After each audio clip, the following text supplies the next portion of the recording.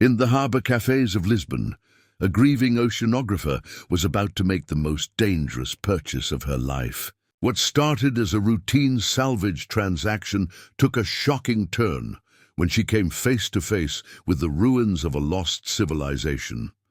Dr. Nora Caldwell wasn't your typical treasure hunter. For 15 years, she had spent her life exploring underwater archaeology sites across the globe, known for her methodical approach and scientific integrity. But 6 months after losing her husband David to the same Atlantic waters, she was driven by something deeper than professional curiosity. When she encountered massive stone blocks arranged in impossible patterns 90 feet beneath the surface, she had no idea she was walking into a web of international conspiracy and ancient warnings. Nora's decision to document what she found would lead to a deadly game of academic betrayal, government interference, and moral choices that would test everything she believed about the value of knowledge. What began as a dollar purchase of forgotten salvage rights would become humanity's closest encounter with its own repeated failures. The waters off the Azores would never be the same after she discovered that some truths are too dangerous to share, and that the greatest discoveries are sometimes the ones you choose to keep buried. The Atlanteans had tried to warn them. The question was whether anyone would listen before history repeated itself once more. Before we jump back in, tell us where you're tuning in from. And if this story touches you, make sure you're subscribed, because tomorrow I've saved something extra special for you. Dr. Nora Caldwell signed her name with hands that barely trembled, though the weight of what she was doing pressed against her chest like deep water. $1. That's what she paid for salvage rights to a pile of stones that had been sitting on the ocean floor off the Azores for who knew how long. The Portuguese clerk barely glanced at the paperwork as he stamped it, probably thinking she was just another eccentric American with more money than sense. The cafe in Lisbon buzzed with the usual morning crowd, fishermen arguing over coffee, merchants negotiating in rapid Portuguese, tourists consulting guidebooks with the desperate intensity of people afraid of missing something important. None of them paid attention to the woman in the corner booth who had just bought herself a piece of the Atlantic Ocean floor. "You're wasting your money, Senora." The old fisherman at the next table leaned over, his weathered face creased with what might have been concern or amusement. "That wreck site, it's cursed. My grandfather, his grandfather, they all knew. Nothing good comes from those stones." Nora looked up from the deed, noting how the man's eyes avoided direct contact. "Cursed how?" "Ships that go near. They don't always come back the same." He shrugged, suddenly uncomfortable, as if he'd said more than he intended. "Maybe just old sailor stories. But my cousin Rosa, she knows those waters better than anyone. Even she won't take salvage work near that site." The name caught Nora's attention. Rosa Mendes. She'd heard it mentioned at the harbour when she'd been asking about hiring a boat. "Tough captain," they said. "Fair but expensive. The kind of person who survived in a business that killed men regularly. Where would I find Captain Mendez?" Nora asked. The old fisherman studied her face, taking in the determined set of her jaw, the way her fingers drummed against the table with barely contained energy. "The Serea Negra docks at Pier 7. But don't expect her to take you out to those ruins. Rosa's got more sense than that." Nora folded the deed carefully, sliding it into the leather satchel that had belonged to her husband. David would have understood why she was here, why she'd spent the last of their savings on what everyone else thought was foolishness. He'd always said that the most important discoveries came from following hunches that seemed crazy to everyone else. 6 months ago, she'd kissed him goodbye at this same harbour, watching his ship disappear into a storm that would claim 12 lives, including his own. The memory hit her like a physical blow, the way it always did when she wasn't prepared for it. The search and rescue teams had found debris, personal effects, fragments of hope that weren't enough to build anything meaningful on. She'd come back to the Azores, not for closure. She'd given up on that hollow word months ago, but for purpose. The wreck she'd just purchased lay in the same waters that had taken David. Maybe that was masochistic. Or maybe it was the closest thing to prayer she had left. The walk to Pier 7 took her through the narrow streets of Lisbon's old port district, past buildings that had watched centuries of explorers set sail for unknown horizons. Some came back rich, some came back empty-handed. Many didn't come back at all. Nora had always known which category David fell into, but that hadn't made it easier to accept. The Serea Negra was smaller than she'd expected, maybe 60 feet of weather-beaten steel and optimism.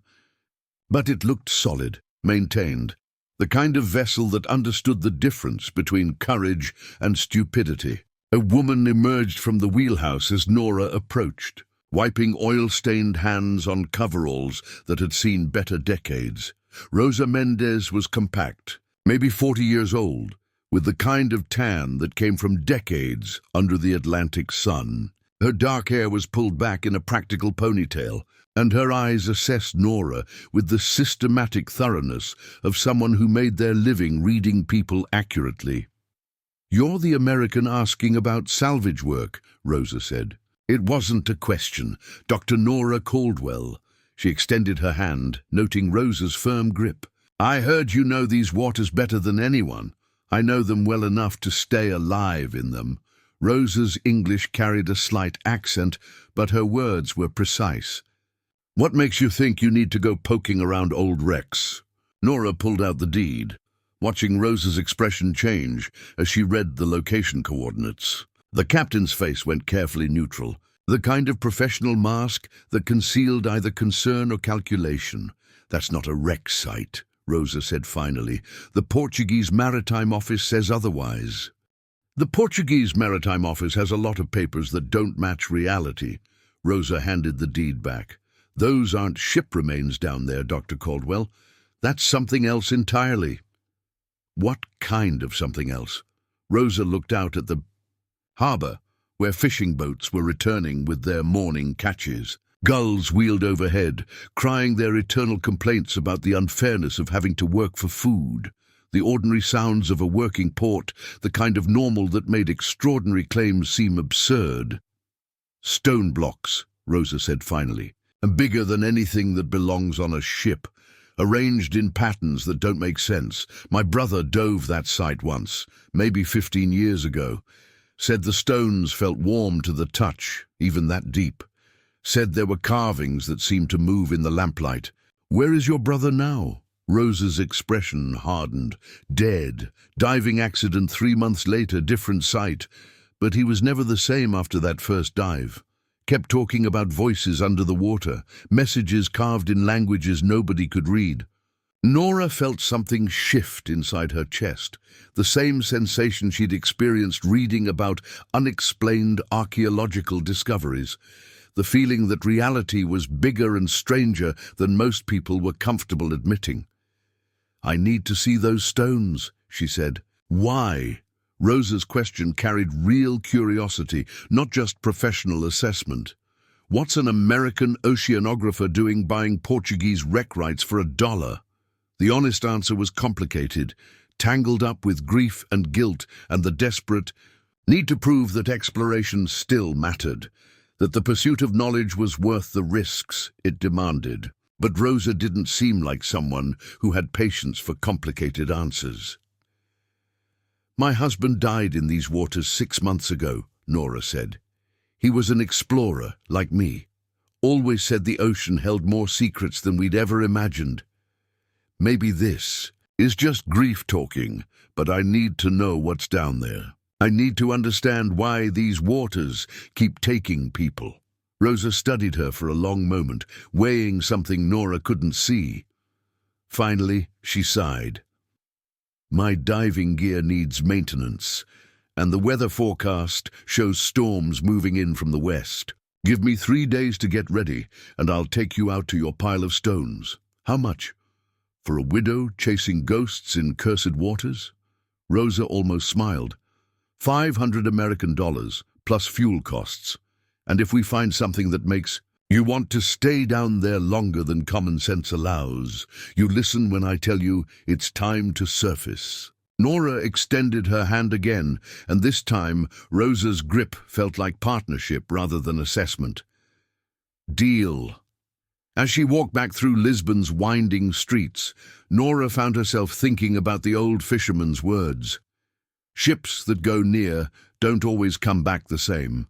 She'd been changed by these waters already, by loss, by the sudden absence of the person who had defined half her world. Maybe whatever lay beneath those waves couldn't make her any different than she already was. 3 days later, she would discover how wrong that assumption was. The ocean stretched endlessly in all directions, a blue-black mirror that reflected nothing but sky and possibility. Rosa had found the coordinates with the efficiency of someone who'd been navigating these waters since before GPS made such knowledge common. The Sereia Negra drifted over what the Portuguese Maritime Office insisted was a 19th-century merchant vessel, while Nora prepared for her first descent into what might be the most significant discovery of her career, or the most expensive, way to prove that grief could make intelligent people do foolish things. The diving suit felt familiar against her skin, weight and pressure that reminded her of countless hours spent exploring underwater archaeology sites from the Mediterranean to the Caribbean. But this felt different. The water here seemed to hold secrets in its depths, currents that moved with purposes she couldn't understand. The stones start showing up about 40 feet down, Rosa said, checking Nora's equipment with professional thoroughness. Big blocks, arranged in what looks like walls. My brother said they seemed to go on forever, stretching out past where his lights could reach. Nora adjusted her diving mask, testing the seal. Any idea what kind of stone? Something that doesn't belong in these waters. Not Portuguese limestone or volcanic rock from the islands. Smooth, almost polished, like it was cut by tools instead of time. The regulator tasted familiar, metallic and artificial, the flavor of breathing underwater that never quite felt natural, no matter how many times you did it. Nora ran through her pre-dive checklist automatically, muscle memory from hundreds of similar preparations. But her mind was elsewhere, wondering what David would have thought about her buying salvage rights to investigate Portuguese stone formations. He would have been excited, she realized. David had always been drawn to mysteries that didn't fit conventional explanations. He would have teased her about the dollar price, called it the best bargain in maritime archaeology, and insisted on making the first dive himself. "You ready?" Rosa asked from the wheelhouse, her voice carrying clearly across the water. Nora gave. The thumbs up, then rolled backward off the boat's edge into the Atlantic. The water embraced her like a cold, living thing, currents tugging at her equipment as she oriented herself and began the descent. 40 feet down, just as Rosa had promised, the first stones appeared in her lamplight. They were massive, blocks that would have required dozens of men and sophisticated machinery to move, even on land. But more than their size, it was their arrangement that made Nora's breath catch inside her diving mask. These weren't random debris from a shipwreck. They formed walls, doorways, passages that stretched away into the murky distance with the deliberate geometry of architecture. She swam closer, running her gloved hands along the surface of the nearest block. Rosa was right. The stone felt different from anything she'd encountered in underwater archaeology. Smooth where it should have been rough, unmarked by the corrosion that typically affected submerged materials. More unsettling, it seemed to retain warmth, as if some internal energy kept it from matching the ocean's temperature. Carvings covered the stone's surface, intricate patterns that seemed to shift and change as her diving lights moved across them. Not random decorations, but systematic inscriptions that suggested language, communication, purpose. Some of the symbols seemed almost familiar, geometric forms that echoed Greek mathematics or Egyptian astronomical charts. But others were completely alien, as if they'd been created by minds that organized reality according to different principles. Nora photographed everything she could, knowing that surface analysis would be necessary to understand what she was seeing.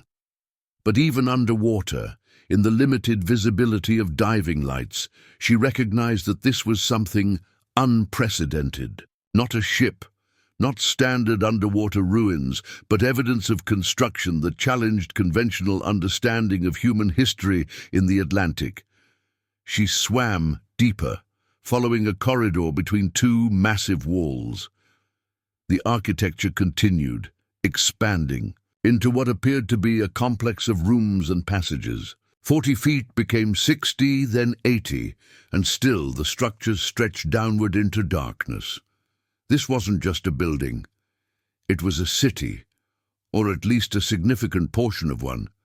The inscriptions became more elaborate as she descended, covering entire wall surfaces with script that seemed to pulse with meaning just beyond her comprehension. Some sections showed clear pictographic elements, representations of human figures, celestial bodies, what might have been maps or technical diagrams. But other areas were purely symbolic. Mathematical relationships expressed in stone that suggested knowledge systems she couldn't immediately recognize.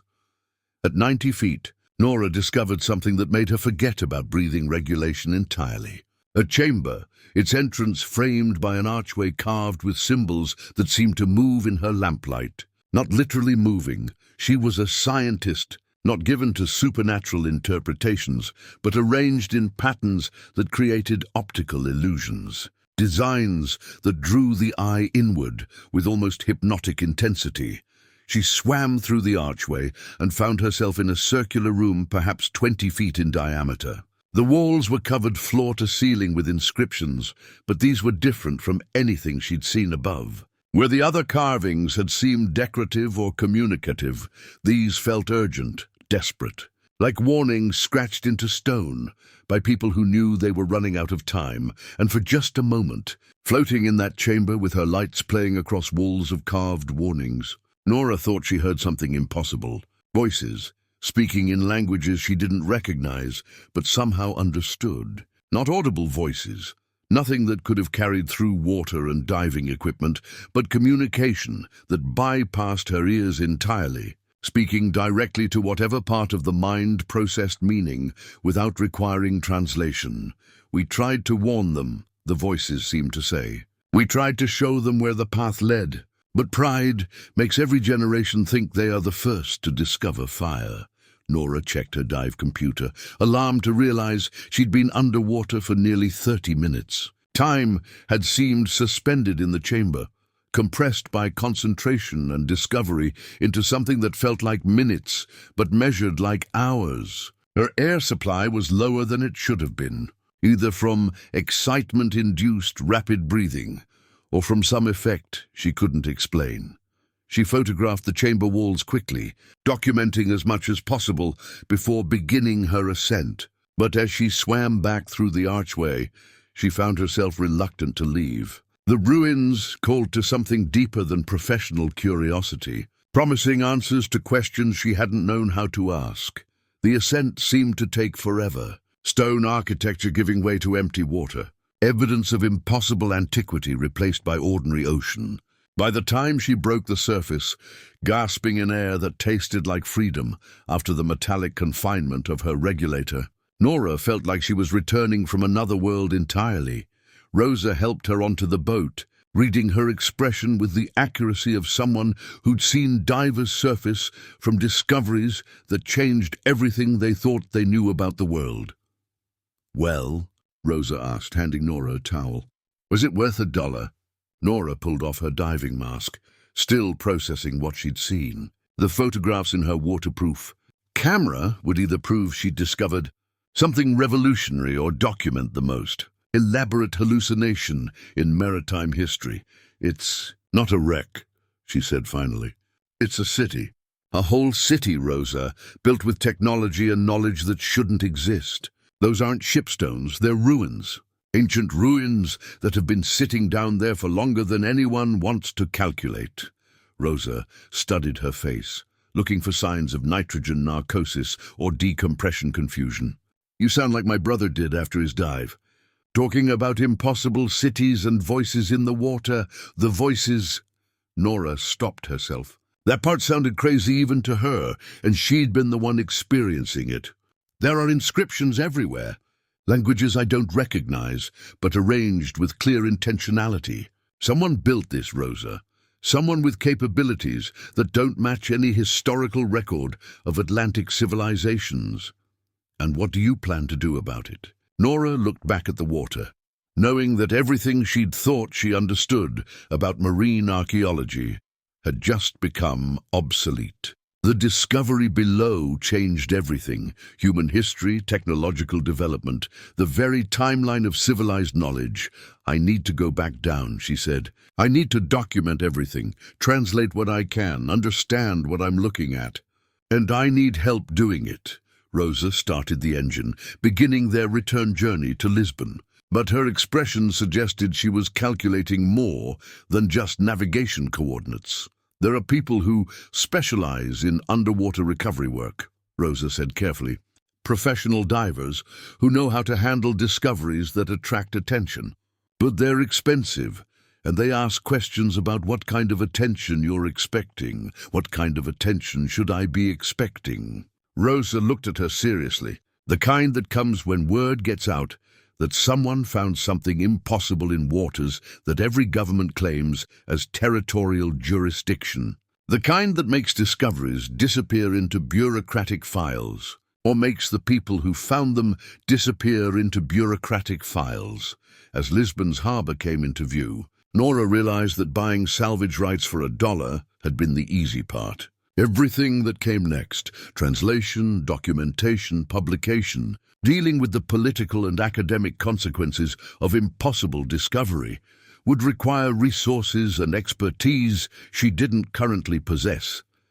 But she also realized she didn't have a choice. Whatever lay in those ruins represented knowledge that could reshape human understanding of their own history. Walking away wasn't an option, even if going forward meant risking everything she had left to lose. I need that professional diver you mentioned, Nora said. Someone good enough to handle complex underwater archaeology and discreet enough to keep this quiet until we understand what we're dealing with. Rosa smiled for the first time since they'd met. I might know someone. American, like you, goes by Ezra Quinn. He's expensive, he's reckless, and he's probably the best underwater recovery specialist working the Atlantic routes. Problem is, he's also the kind of person who makes you wonder if hiring him will solve your problems or create new ones. Where do I find him? Usually in whatever bar serves the strongest drinks and asks the fewest questions. Right now, that would probably be the anchor on the north side of the harbour.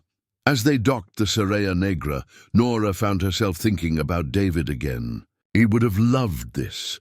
The mystery, the discovery, the sense of standing on the edge of something that could change everything. He also would have warned her about the dangers of pursuing knowledge that powerful people might prefer to keep buried. But David was dead, claimed by the same waters that now held secrets she was determined to uncover.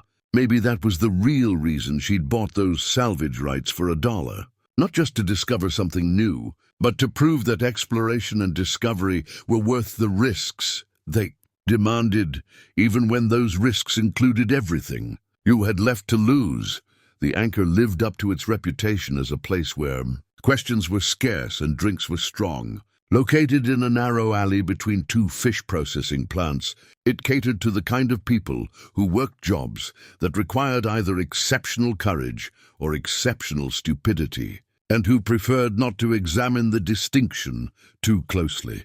Nora found Ezra Quinn exactly where Rosa had predicted, at the far end of the bar, nursing what looked like whiskey and reading a month-old American newspaper with the concentrated attention of someone avoiding more pressing concerns. He was younger than she'd expected, maybe 35, with the lean build of someone who made their living underwater and the careful stillness of someone who'd learned to assess situations before committing to involvement. Mr. Quinn?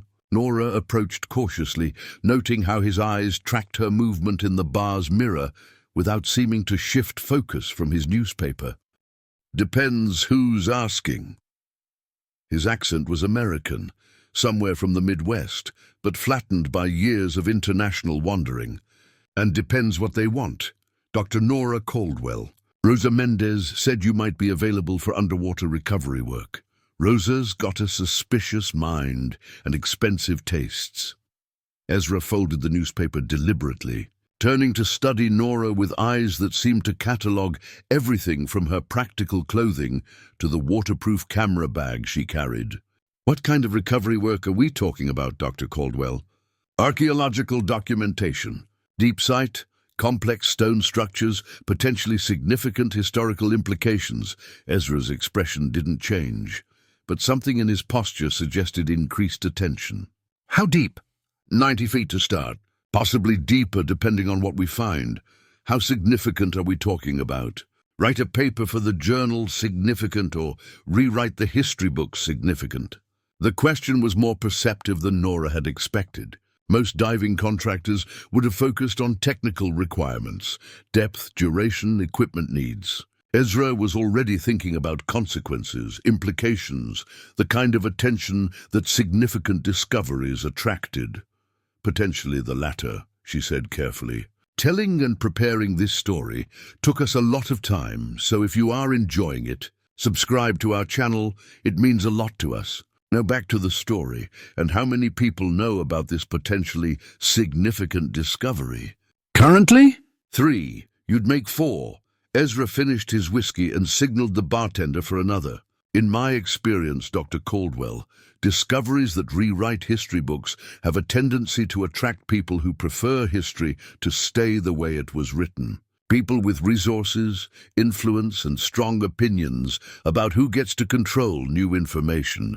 Are you trying to talk me out of hiring you? I'm trying to understand what I'd be signing up for. He accepted his fresh drink, but didn't touch it immediately. See, I've worked recovery jobs before where the client thought they were hiring an underwater photographer, but turned out they were actually hiring someone to help them steal from people who were better armed and less concerned about legal niceties. There was a story there, Nora realized. Something in Ezra's tone suggested experience with situations that had gone badly wrong. Jobs that had taught him to ask careful questions before accepting employment. This isn't theft, she said. I have legal salvage rights to the site. Legal according to who? Portuguese Maritime Authority? Spanish territorial claims. The European Union's cultural heritage regulations. Ezra's questions came fast, suggesting familiarity with the bureaucratic complexities of international maritime law. Because if your discovery is as significant as you think it is, those salvage rights you bought for $1 might not be worth the paper they're printed on once governments start paying attention. Nora pulled out one of the photographs she'd taken during her dive, sliding it across the bar's stained surface. The image showed a section of carved stone wall, inscriptions clearly visible in the diving light. Architecture that obviously predated any known Atlantic civilization. Ezra studied the photograph without touching it, his expression carefully neutral. But Nora caught a flicker of something, recognition maybe, or the kind of professional interest that came from seeing evidence of discoveries that could change everything. Those inscriptions, he said finally. What language? Unknown, but systematic, organized, clearly communicative. There are geometric elements that suggest mathematical knowledge, astronomical observations, possibly navigation systems. How much stone are we talking about? Single building? Complex? From what I could see, it extends for hundreds of yards in multiple directions. Organized architecture, multiple levels, planned construction. Not random ruins. A city, or at least a significant portion of one. Ezra picked up the photograph, examining it more closely. His hands were steady, scarred in ways that suggested familiarity with tools and machinery, but careful in how they handled the image. Professional competence mixed with something that might have been reverence. I'll work with you, he said suddenly. But I want $500 a day, plus expenses. And I want to understand exactly what we're walking into before we start walking. What do you mean? I mean that discoveries like this don't stay secret. Word gets out, people start showing up, and suddenly your archaeology project becomes a political situation with archaeological elements. He handed the photograph back. So before we start documenting whatever's down there, we need to talk about what happens when other people decide they want to document it too. Nora found herself thinking about Rosa's warnings about attention, about discoveries that disappeared into bureaucratic files, along with the people who found them. She'd assumed that academic recognition and proper publication would protect her work, but Ezra was suggesting a more complex reality. What kind of other people? Government types who worry about territorial claims and national security implications. Academic types who see career opportunities in other people's discoveries. Collector types who think historical artifacts look good in private museums. Ezra's tone suggested familiarity with all three categories. And that's assuming we're dealing with regular historical ruins, not something that challenges conventional understanding of human development. You sound like you've encountered this before. Let's just say I've learned to ask questions about what happens after the diving part is finished.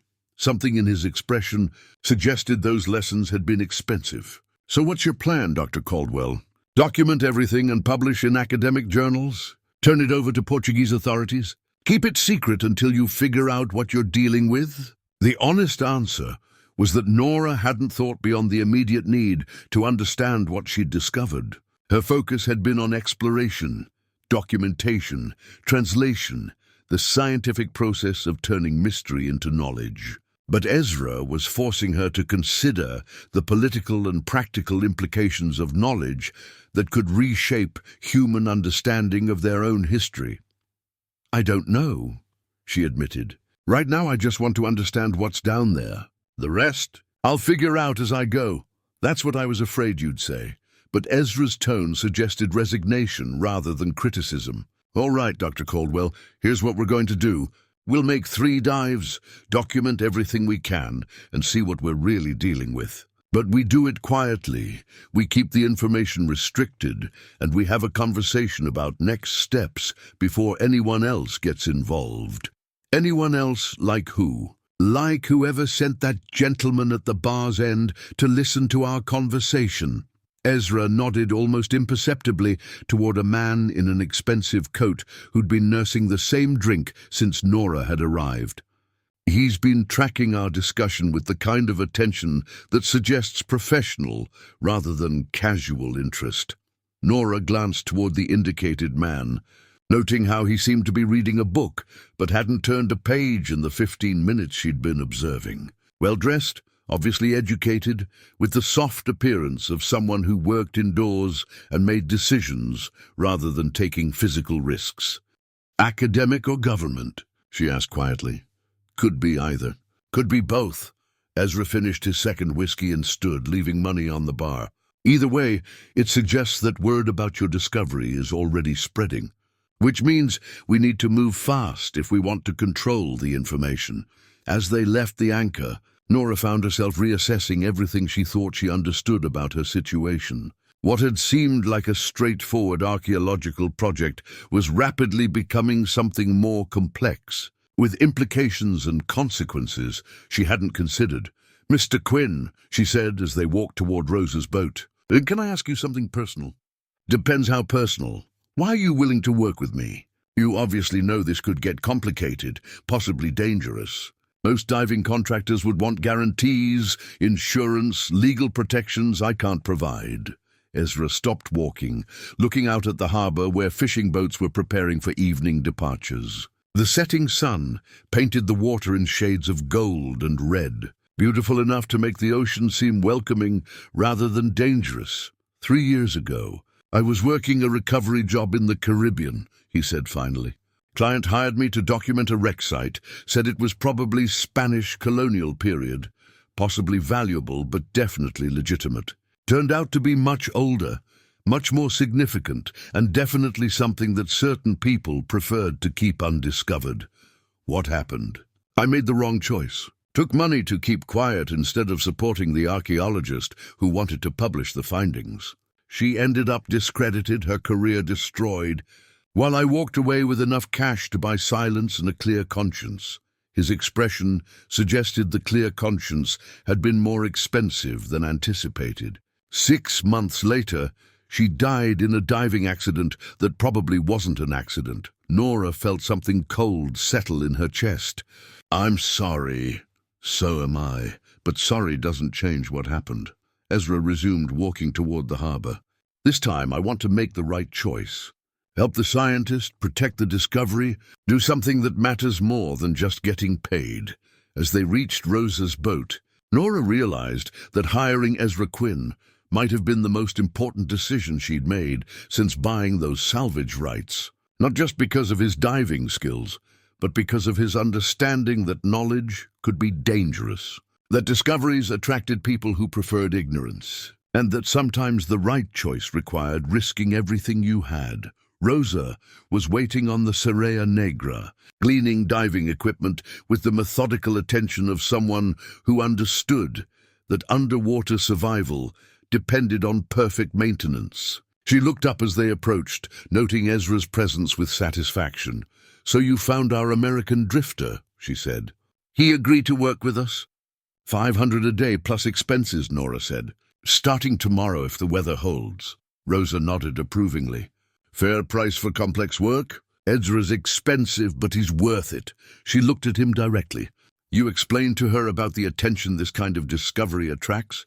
"We discussed it," Ezra said, "along with the fact that attention has already started." "Someone was monitoring our conversation at the anchor." Rosa's expression hardened. "Government or academic?" "Unknown, but professional, and definitely interested in more than casual eavesdropping." "Then we move fast," Rosa decided. 3 days of diving, document everything we can, then reassess based on what we find. She looked at Nora seriously. "After that, Dr. Caldwell, you're going to have to decide what kind of discovery you want this to be. Scientific breakthrough that changes how we understand human history, or secret that stays buried until you figure out how to handle the consequences." As evening settled over Lisbon's harbor, Nora found herself thinking about David again. He would have loved the complexity of what she was facing, not just the archaeological challenge, but the human elements, the competing interests and hidden agendas that turned scientific discovery into political maneuvering. He also would have warned her that some knowledge came with prices that couldn't be calculated in advance, and that the most important discoveries often required choosing between personal safety and public truth. Tomorrow, she would descend again into the ruins that might rewrite human history. Tonight, she needed to prepare for the possibility that understanding what lay beneath those waters would change more than just academic theories about Atlantic civilizations. It might change everything she thought she knew about the costs of pursuing truth in a world where truth made powerful people uncomfortable. 3 days of diving had revealed the scope of what lay beneath the Atlantic. But it was the sealed archway that changed everything. Massive stone blocks, arranged with mathematical precision, formed an entrance that had been deliberately collapsed from the inside. Someone had chosen to trap themselves rather than face whatever waited beyond. Ezra worked with controlled efficiency, using pneumatic tools to shift debris that would have required a construction crew on land. Underwater, every movement carried the weight of compressed air and careful timing. One miscalculation, one shifted block at the wrong angle, and the entire passage could come down on top of them. "There," he said through the comm system, his voice distorted by water and electronics. "I can see the original archway. Someone really didn't want this opened again." Nora swam closer, her diving lights playing across inscriptions that covered every available surface. These weren't the decorative carvings she'd found elsewhere in the ruins. These were urgent, desperate, carved with the frantic energy of people who knew they were running out of time. The script was different too, more pictographic, as if the writers had abandoned formal language in favor of universal symbols that anyone might understand. Images of waves, of cities disappearing beneath water, of people fleeing toward higher ground. and repeated throughout a phrase in what looked like Proto-Greek script. "Can you read that?" Ezra asked, noting her concentrated attention on one particular section. Nora traced the symbols with her gloved finger, working through the translation in her mind. Ancient Greek had been her specialty before she'd shifted to marine archaeology, back when David was still alive, and they'd planned to work Mediterranean sites together. "We drowned ourselves to quiet the storm," she said finally. "At least I think that's what it means. The grammar is archaic, the dialect unfamiliar, but the core message seems clear enough. Cheerful bunch." Ezra positioned himself to move the last major obstruction, a carved lintel that had fallen across the archway's center. "You ready to see what they were so desperate to hide?" The stone shifted with a grinding sound that carried through the water like distant thunder. For a moment, Nora thought the entire passage might collapse, centuries of careful engineering undone by their archaeological curiosity. But the archway held, revealing darkness beyond that their diving lights couldn't penetrate. "Jesus," Ezra breathed, his voice tight with something between wonder and fear. The chamber beyond was vast, its ceiling lost in shadows that seemed to swallow their artificial light. Carved pillars supported architecture that defied conventional understanding of ancient construction techniques. But it was the murals that made Nora forget about breathing regulation entirely.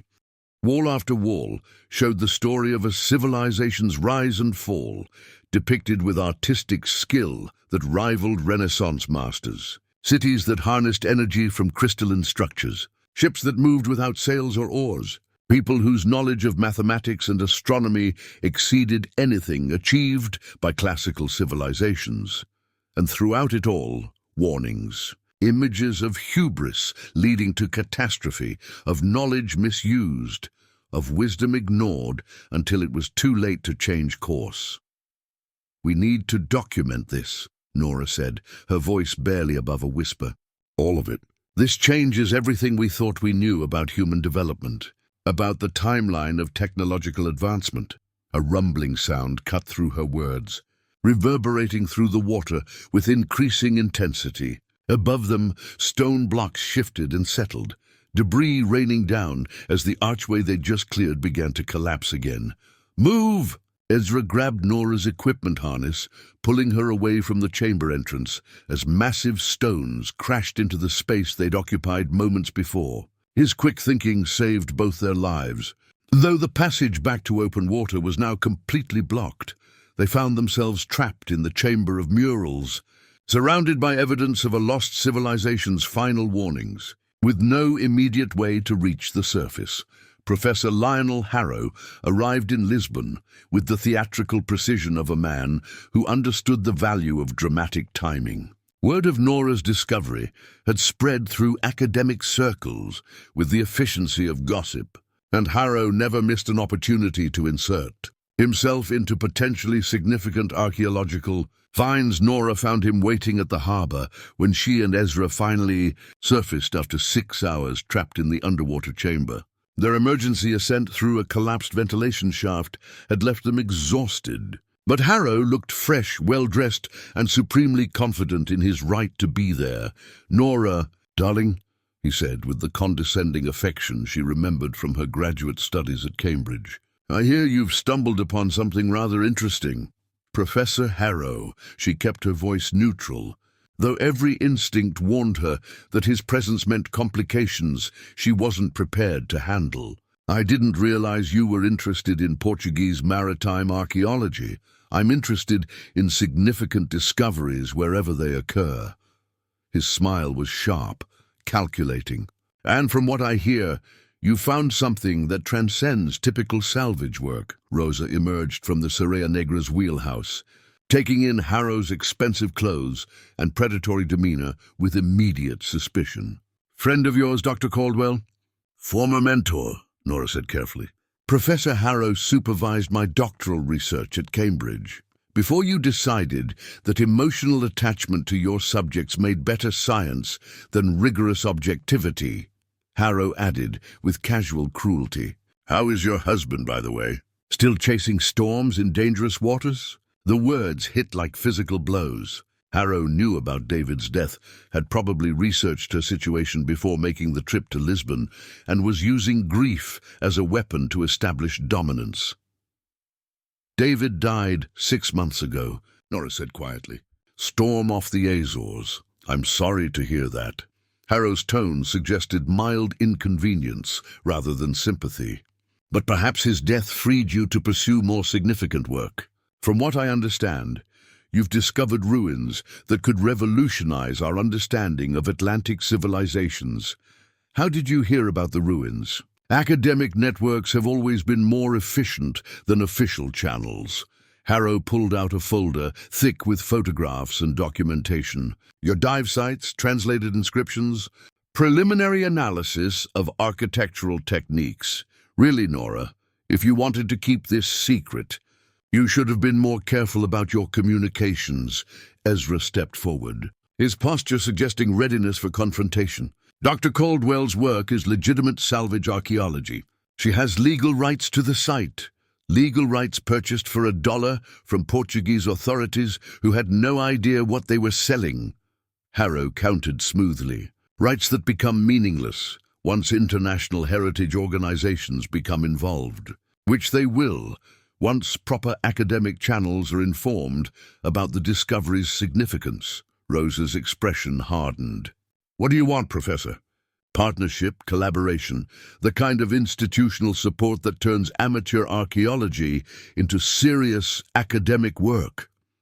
Harrow's smile was predatory. "I can provide university backing, proper funding, graduate student assistance, publication opportunities in prestigious journals. All Nora has to do is acknowledge that discoveries of this magnitude require experienced supervision." "Supervision," Nora repeated flatly. "Leadership," Harrow corrected. "I'll handle the academic politics, the funding applications, the delicate negotiations with government agencies. You can continue your diving work under proper oversight, contributing to a project that will establish both our reputations." The offer was reasonable, professionally logical, and completely insulting. Harrow was proposing to steal her discovery through bureaucratic maneuvering, wrapping theft in the language of academic collaboration. "And if I refuse, then you'll find that significant archaeological discoveries attract attention, whether their discoverers want it or not. Government agencies will claim territorial jurisdiction. University legal departments will challenge your salvage rights. International heritage organizations will demand access." His tone remained pleasant, conversational. Better to work within the system than fight it. Despite Harrow's manipulations, they returned to the dive site the next morning. The professor had forced his inclusion through a combination of financial pressure and institutional threats, but his presence underwater proved more hindrance than help. He swam with the careful movements of someone more comfortable in libraries than ocean depths. The chamber they'd been trapped in the previous day revealed new secrets under systematic exploration. Hidden passages led to smaller rooms, filled with artifacts that challenged every assumption about ancient technological capabilities. Crystalline structures that seemed to focus and amplify light. Metal alloys that showed no signs of corrosion despite centuries underwater. Star charts that mapped celestial movements with precision that matched modern astronomical knowledge. But it was the central mural that stopped all conversation. The painting covered an entire wall, 40 feet wide and 20 feet tall, depicting what could only be described as a prophetic vision. Human civilizations rising and falling in endless cycles. Cities consumed by water. Knowledge lost and rediscovered. The same mistakes repeated across millennia with devastating predictability. And at the center of the mural, inscribed in symbols that seemed to pulse with inner light, was a message that made Nora's blood run cold. Those who cannot learn from the past are condemned to repeat it. The waters rise again. The storm returns. Will you listen this time? Fascinating, Harrow said, his voice carrying clearly through the communication system. Clearly symbolic rather than literal, of course. Ancient peoples often use catastrophic imagery to express social anxieties, but Nora barely heard him. As she floated before the mural, something impossible began to happen. The inscriptions seemed to move, rearranging themselves into languages she could understand. And behind the visual communication, she heard them again, the voices that spoke without sound, communicating directly to whatever part of consciousness processed meaning without requiring translation. "You are not the first to find us," they seemed to say. "Others have come, seen, learned nothing. They took our warnings as stories, our knowledge as curiosities. Will you be different?" The communication was overwhelming, flooding her mind with images, concepts, understanding that bypassed rational thought entirely. She saw Atlantis not as myth, but as memory, a civilization that had achieved everything humanity thought impossible, only to destroy itself through the same pride and greed that now threatened to consume her discovery. "We tried to save ourselves by saving our knowledge," the voices continued. "But knowledge without wisdom is the path to ruin. What will you do with what we have shown you?" Nora tried to respond, to ask questions, to engage with whatever intelligence was communicating across impossible spans of time. But the contact was fragile, sustained only by her complete immersion in the underwater environment. And Harrow's presence was disrupting the connection. The symbolic elements clearly represent standard mythological tropes, he was saying, photographing the murals with systematic thoroughness. Flood narratives, cyclical time concepts, the eternal struggle between order and chaos. Anthropologically significant, but hardly the revolutionary discovery you've been claiming. His dismissive analysis felt like sacrilege, reducing transcendent communication to academic categorization. The voices faded, leaving only silence and the mechanical sound of breathing apparatus. Word spread with the devastating efficiency of modern communication. Within days of their return to Lisbon, the harbour filled with boats carrying people who had no business being there, government officials claiming territorial jurisdiction, private collectors offering astronomical sums for exclusive access, academic institutions demanding collaborative partnerships that looked suspiciously like hostile takeovers. Nora watched from Rosa's boat as the feeding frenzy intensified. Portuguese maritime authorities argued with Spanish territorial claims officers, while UNESCO representatives insisted that any significant archaeological discovery fell under international heritage protection. Private security teams provided muscle for wealthy collectors who saw Atlantean artifacts as the ultimate addition to their personal museums.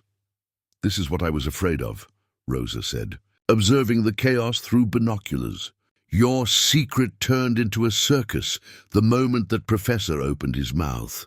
Ezra emerged from the wheelhouse, his expression grim. "It gets worse. I just monitored radio traffic between those government boats. They're not just interested in the archaeological significance. They think this discovery has strategic implications." "Strategic how?" Nora asked, though she was beginning to suspect the answer. "Advanced technology that predates known civilizations. Navigation systems that might reveal trade routes nobody's mapped. Energy sources that could change everything about how we understand power generation." Ezra's tone suggested familiarity with how governments thought about unusual discoveries. "They're not seeing ancient history, Nora. They're seeing competitive advantages. The implications were staggering. What she'd hoped would be a scholarly contribution to human understanding was becoming a geopolitical crisis. Nations were positioning for control of knowledge that might provide technological or strategic benefits. Her dollar purchase of salvage rights was about to become worthless paper in the face of government claims that transcended individual ownership. "There's something else," Ezra said quietly. "Something I should have told you earlier, but I was hoping it wouldn't become relevant." Nora felt her stomach drop. "What?" 3 years ago, when I told you I made the wrong choice about that Caribbean discovery. The archaeologist who died in the accident? She wasn't just researching shipwrecks. Ezra's voice carried the weight of guilt and regret. She'd found evidence of pre-Columbian technology transfer between civilizations that weren't supposed to have had contact. Sophisticated navigation, metallurgy, astronomical knowledge that didn't fit conventional historical timelines. What happened to her research? Disappeared along with her. Government agencies claimed national security implications, sealed everything under classified protocols. He looked at Nora directly. I took money to keep quiet, because I was scared of ending up like her. But the money didn't make the guilt go away, and it didn't bring her back. Rosa lowered her binoculars, her expression thoughtful. So what you're telling us is that discoveries like this one have a tendency to make their discoverers disappear into bureaucratic black holes. Or worse, Ezra confirmed. Which is why I think we need to consider what she would have wanted us to consider, destroying the evidence before it can be misused. The suggestion hit Nora like a physical blow. Destroy the greatest archaeological discovery in human history? Eliminate evidence that could reshape understanding of human development, of ancient knowledge systems, of technological possibilities that mainstream science hadn't imagined. But as she watched the boat circle like sharks scenting blood, she began to understand the terrible logic of Ezra's proposal. Knowledge that could benefit humanity was becoming a weapon in conflicts she couldn't control. The Atlantean warnings about cycles of destruction were playing out in real time, with her discovery as the catalyst. The voices warned about this, she said quietly. Knowledge without wisdom leading to ruin. They tried to save their civilization by preserving their achievements, but preservation wasn't enough. The same mistakes, the same pride, the same greed, it all came back. Rosa started the engine. And maybe it's time to make a different choice than they did. Maybe sometimes the only way to protect knowledge is to make sure the wrong people can't use it. As they pulled away from the harbor, leaving the feeding frenzy behind, Nora realized she was facing the most important decision of her life. Save the discovery that could revolutionize human understanding, or destroy it to prevent another cycle of the destructive patterns that had once consumed Atlantis itself. Either choice would define not just her legacy, but possibly the future of human civilization. The dive that would change everything began before dawn, when the harbor still held the grey silence that preceded morning. Harrow had insisted on leading the expedition personally, claiming that his academic credentials demanded direct involvement in any major discoveries. Nora had agreed reluctantly, recognizing that his institutional backing was the only thing standing between her work and complete government seizure.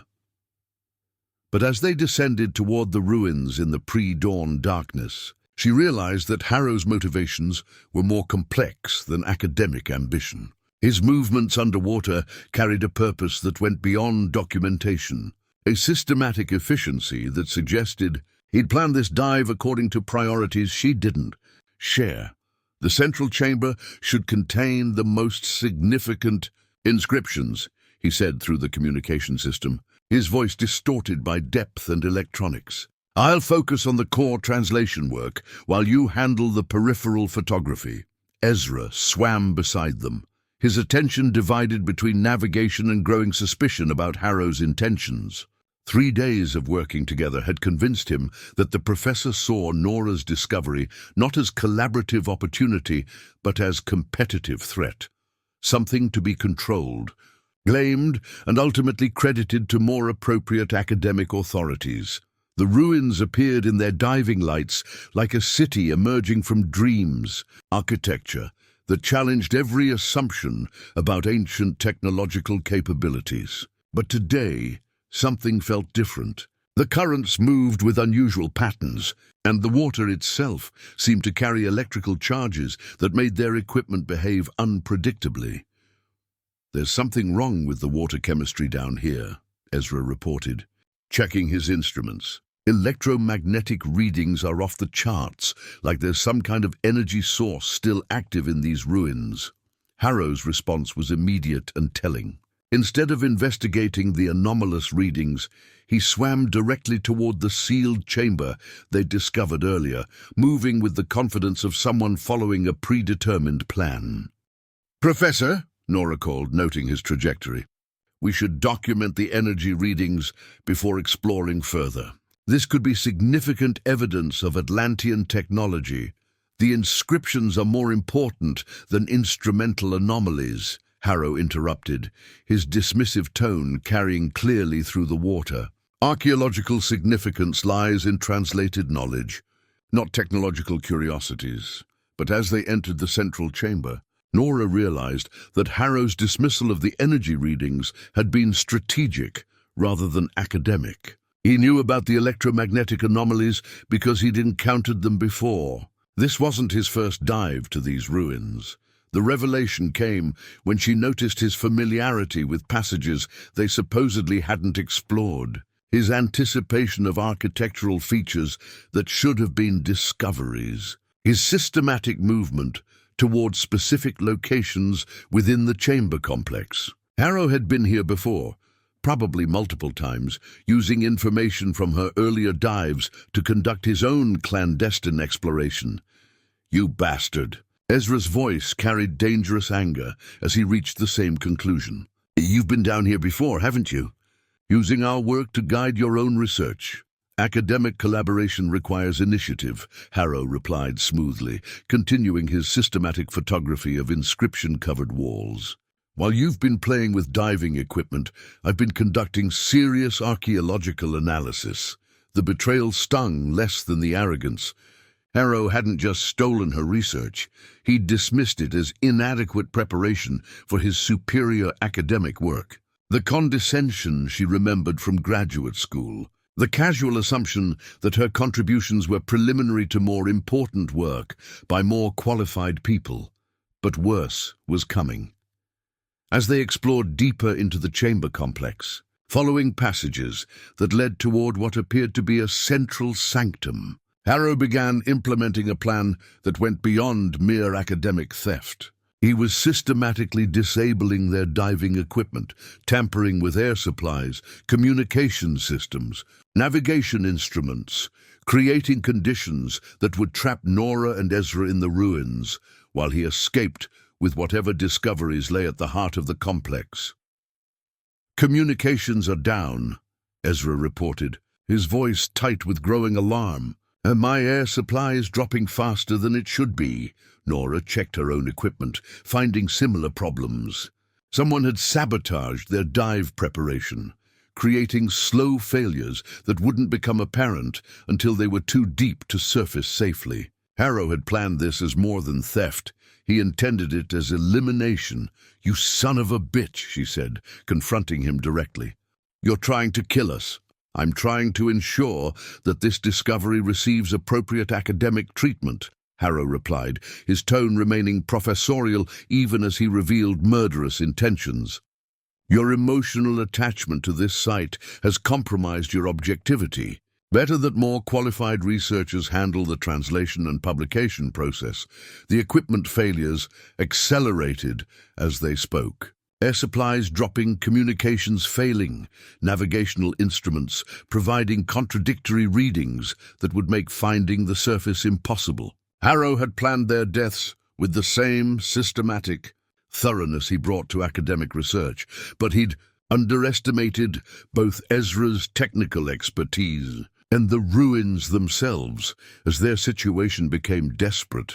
The chamber around them began to respond to their presence in ways that transcended normal physics. The inscriptions on the walls pulsed with inner light, and the electromagnetic anomalies Harrow had dismissed began affecting their environment directly. Ancient technology, dormant for millennia, was reacting to the crisis playing out in its depths. "The ruins are alive," Nora breathed, watching as passages that had been sealed began opening, revealing pathways that led toward what could only be described as the heart of the complex. Ezra understood immediately.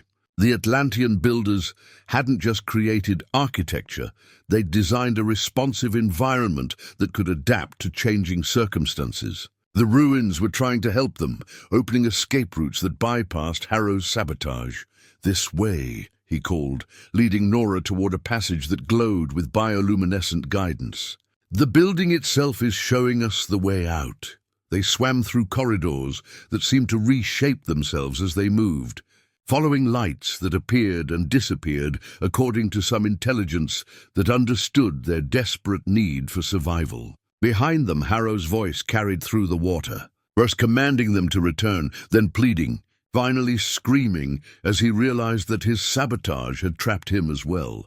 The passage led to a chamber they hadn't seen before, a spherical room at the complex's heart where something extraordinary waited in the darkness. Suspended in the center of the space, preserved within crystalline structures that seemed to bend light around themselves, was what could only be described as a library, not of books, but of knowledge itself, stored in forms that transcended written language, and floating at the center of this impossible archive was a single crystal, no larger than her fist, that seemed to contain the entire history of the civilization that had built these ruins. The Atlantean manuscript, their final testament, their ultimate warning to whatever intelligence might follow them into the depths. Nora grasped the crystal, feeling immediate connection to the voices that had spoken to her before. But now their communication was direct, overwhelming, flooding her consciousness with understanding that bypassed rational thought entirely. "We preserved this for you," they said without words. "Not the knowledge of how to repeat our achievements, but the wisdom to avoid our mistakes. The choice is yours. Will you learn from our failure or repeat it?" The crystal's weight in her hands felt like the weight of human history itself, the accumulated wisdom of a civilization that had achieved everything and lost it all through the same pride and greed that now threatened to consume her discovery. As emergency currents generated by the ruins, awakening technology carried them toward the surface. Nora realized that she held more than archaeological evidence. She held the power to change human civilization's trajectory, or to become another cautionary tale about knowledge misused. Behind them, Harrow's screams faded into the depths, lost in chambers that had decided he was unworthy of the knowledge he'd tried to steal. They surfaced into a world transformed by greed and ambition. The harbor that had been merely busy 3 days earlier now resembled a military operation, with government vessels from multiple nations anchored in formation around the dive site. Portuguese corvettes faced off against Spanish patrol boats, while British naval intelligence officers negotiated territorial claims with UNESCO, representatives who insisted that any discovery of this magnitude fell under international heritage protection. Nora floated in the water for a moment, the Atlantean crystal secured in her diving suit, watching the flotilla of ships that had gathered to claim what she'd found. Each vessel represented interests that saw her discovery not as knowledge to be shared, but as advantage to be possessed. The same competitive instincts that had destroyed Atlantis were playing out in real time. With her work as the catalyst, Rosa pulled them aboard the Serea Negra with efficiency born of decades navigating political storms that were as dangerous as meteorological ones. Her expression was grim as she assessed the situation developing around them. "It's gotten worse since you went down," she said, helping Nora out of her diving gear. "Government representatives from 6 different countries are claiming jurisdiction. Private collectors are offering sums that would buy small nations. And that professor of yours has academic institutions threatening legal action if they're not granted access to the site." "Harrow won't be making any more demands," Ezra said quietly, his tone suggesting events that Rosa didn't need to understand completely. Nora said nothing about the crystal concealed in her equipment. The weight of Atlantean knowledge pressed against her consciousness like deep water, carrying understanding that was both gift and burden. The voices had shown her not just their technological achievements, but their social failures, the pride, the competition, the refusal to consider consequences until catastrophe was inevitable.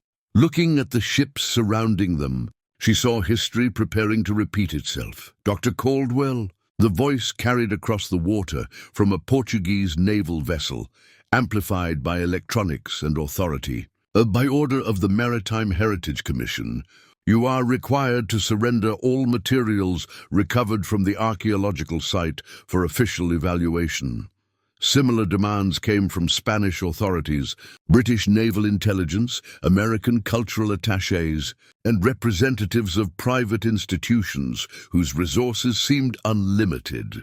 Each claimed legal precedence, official jurisdiction, or compelling national interest in whatever she'd discovered in the depths. The feeding frenzy was precisely what the Atlantean warnings had predicted: knowledge, becoming a weapon in conflicts that would ultimately destroy what they claimed to protect. They can't all be right about jurisdiction, Nora said, watching the political maneuvering with growing alarm.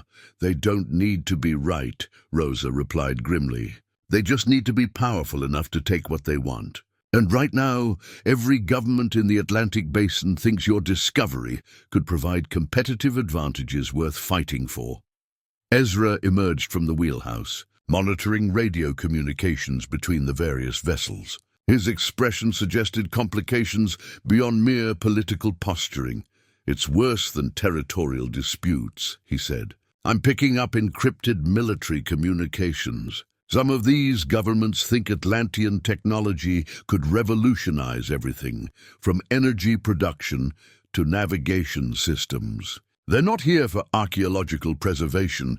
They're here for strategic advantages. The implications were staggering. Nations were positioning for control of knowledge that might provide technological superiority in economic or military competition. Her discovery was becoming the catalyst for conflicts that could destabilize international relations for decades. What about the crystal? Ezra asked quietly, understanding that she'd found something extraordinary in those final moments underwater. Nora touched the sealed pocket where the Atlantean manuscript waited, its crystalline structure containing knowledge that could indeed revolutionize human civilization.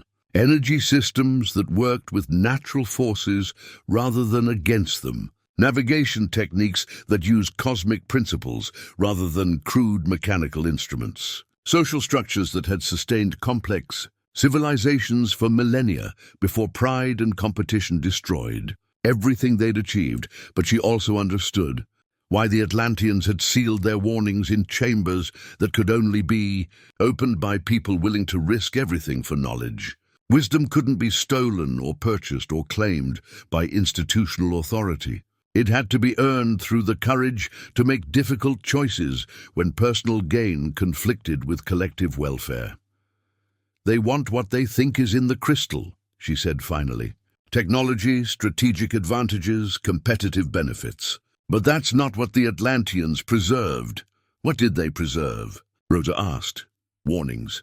Understanding, the knowledge of why their civilization failed and how future civilizations might avoid the same mistakes.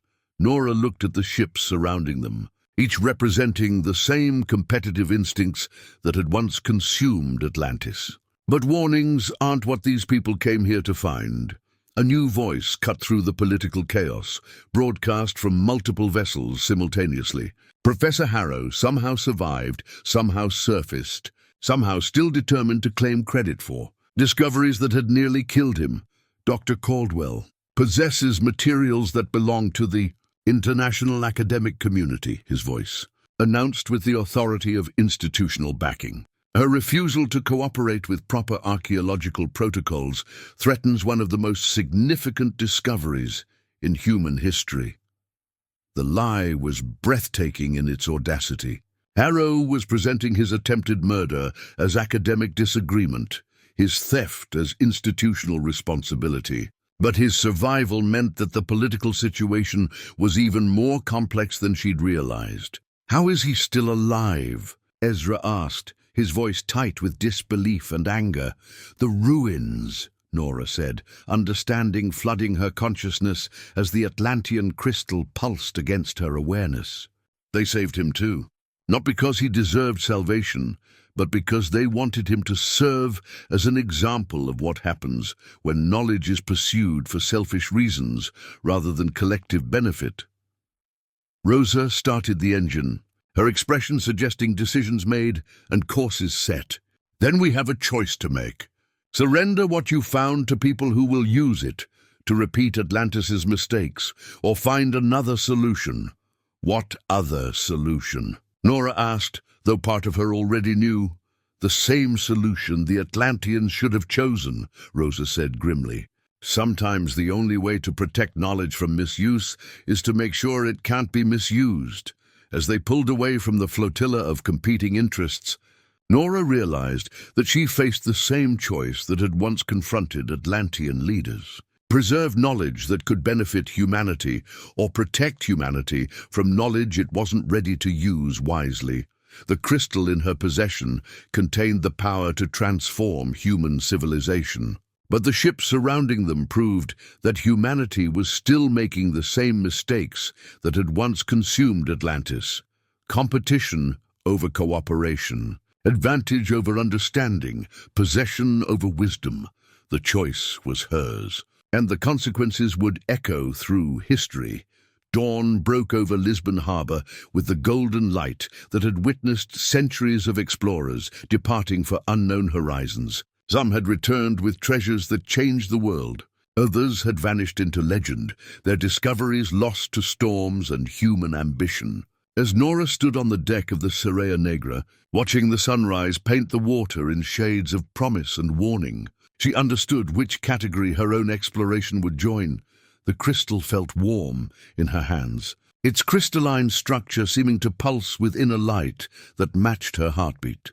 The Atlantean manuscript wasn't just a record of technological achievement, it was a complete guide to building sustainable civilization. Energy systems that worked with natural forces, social structures that balanced individual ambition with collective welfare. Wisdom accumulated over millennia of trial and error. It could revolutionize human understanding of everything from physics to philosophy. It could also destroy modern civilization if it fell into the wrong hands. The government boats are moving, Rosa observed, tracking the flotilla through binoculars. Looks like they've decided to stop negotiating and start taking.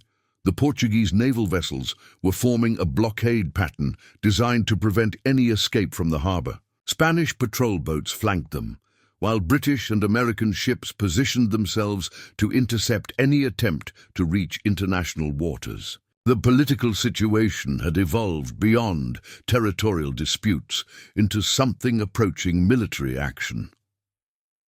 They really think I'm carrying technology that could change the balance of power, Nora said, marveling at how accurately the reality matched Atlantean warnings about knowledge becoming a weapon. Aren't you? Ezra asked quietly. The honest answer was yes. The crystal contained understanding that could indeed revolutionize energy production, navigation, communication, social organization, every aspect of human civilization. But it also contained the warnings that such understanding without corresponding wisdom led inevitably to the same destructive cycles that had consumed its creators.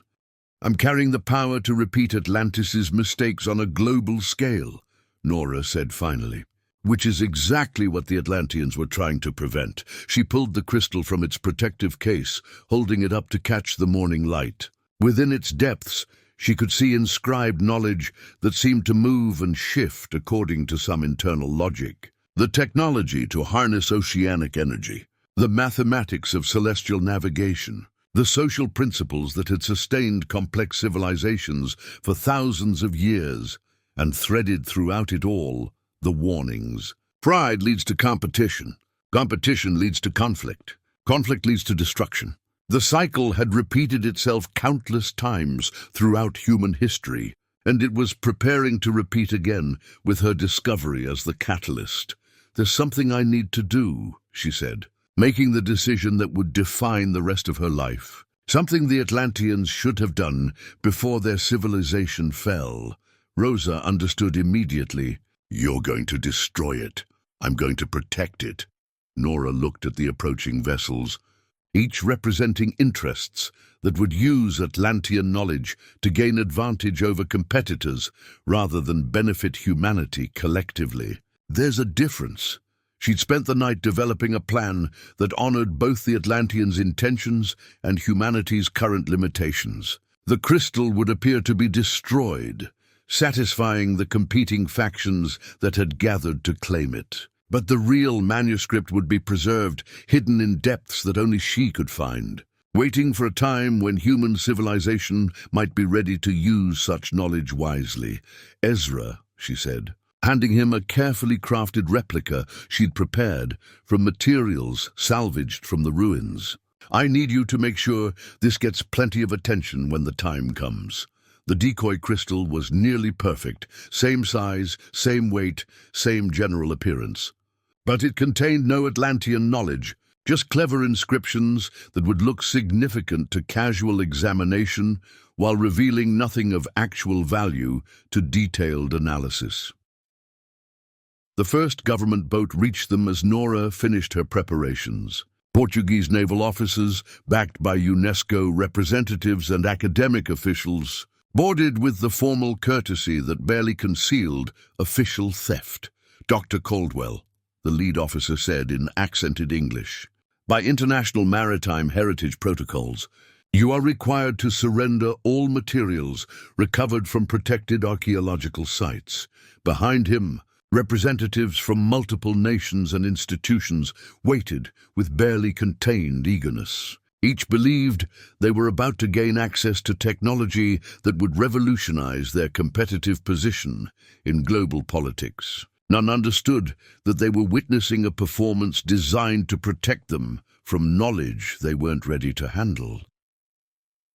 "The manuscript," Nora said, producing the decoy crystal with apparent reluctance. "It contains inscriptions that appear to be technological specifications, but I haven't had time for complete translation." The crystal changed hands with the ceremony of a state transaction. Officials from 6 different countries examined it, each claiming prior rights while photographing every visible inscription. Academic representatives provided preliminary translations that suggested advanced mathematical and scientific knowledge. And then, in a moment that would be remembered as either tragedy or wisdom, the crystal slipped from nervous hands and shattered against the boat's steel deck. The silence that followed was profound, broken only by the sound of waves against hulls and the cries of seabirds overhead. Fragments of the replica scattered across the deck, each piece containing just enough genuine inscription to seem authentically Atlantean, while revealing nothing of actual significance. "No," breathed the UNESCO representative, kneeling among the fragments. "Centuries of preserved knowledge, destroyed by careless handling. The political implications were immediate." Each nation blamed the others for the destruction, accusations flying with the speed of disappointed greed. The flotilla that had gathered to claim Atlantean secrets dissolved into mutual recrimination, leaving only broken crystal and broken dreams. As the government vessels departed in disgust and anger, Nora stood quietly on Rosa's boat, feeling the weight of the real crystal still secured against her chest. The Atlantean manuscript remained intact, its knowledge preserved but protected from misuse. "What will you do with it now?" Rosa asked, understanding that the performance had concealed rather than revealed the truth. "What the Atlanteans should have done," Nora said, looking out at waters that held more secrets than most people imagined. "Hide it where only wisdom can find it. Preserve it for a time when humanity might be ready to learn from the past instead of repeating it." 3 days later, in waters far from any charted diving site, Nora made her final descent to the ocean floor. The real crystal, sealed within protection that would preserve it for centuries, found its resting place in a trench so deep and remote that only someone with her exact knowledge could ever locate it again. As she swam back toward the surface, leaving Atlantean wisdom safe in the depths, she felt a presence that might have been imagination or might have been something more. The voices, speaking across impossible spans of time, carried what sounded like gratitude. "You have chosen wisely," they seemed to say. "Knowledge without wisdom destroys civilizations. Wisdom preserves knowledge until it can be used for healing rather than harm. Perhaps your species will break the cycle we could not escape." Nora surfaced into daylight that felt different, cleaner somehow, free from the weight of knowledge that could have destroyed as easily as enlightened. She'd given up the chance for academic recognition, personal vindication, the proof that exploration and discovery were worth any risk, but she'd gained something more valuable. The understanding that sometimes the greatest discoveries were the ones you chose not to share. David would have understood, she realized. He'd always said that the most important journeys were the ones that changed the traveler rather than the destination. Her exploration of Atlantean ruins hadn't just revealed ancient secrets. It had taught her that wisdom sometimes meant knowing when to keep secrets rather than expose them. As Rosa helped her aboard for the last time, Nora felt grief transforming into something that might eventually become peace.